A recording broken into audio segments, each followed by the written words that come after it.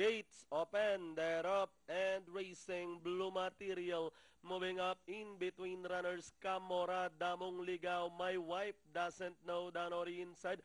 Poker Chip, Lady Dancer, and Ikaw Banyaw is the early trailer as they leave the straight now, rounding at the 3/4 mile pole.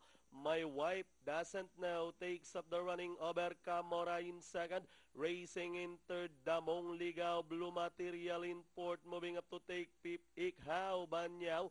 Poker Chip, Lady Dancer now running at the tail of the field as they race towards the 1,000 meters post. We have My Wife Doesn't Know being joined by Camora on the outside. Then racing in third is the favorite Damong Ligaw, Blue Material, Poker Chip, Lady Dancer moving up on the outside. Ikaw Banyaw once again running at the tail of the field as they race towards the 450. Camora now the leader, followed by entry number 1, My Wife Doesn't Know.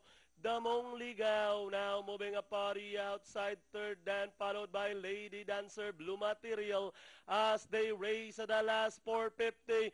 Camora still leading the field. Damong Ligaw is on the outside. My Wife Doesn't Know, Blue Material, Lady Dancer. And down the stretch they come.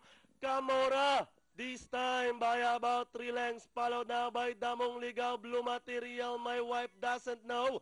With 150 to go, Camora this time by about 3 lengths, followed by Blue Material. And finally at the finish line, Camora, Blue Material, Lady Dancer, Damong Ligaw, Poker Chip, My Wife Doesn't Know, and Ikaw Banyaw.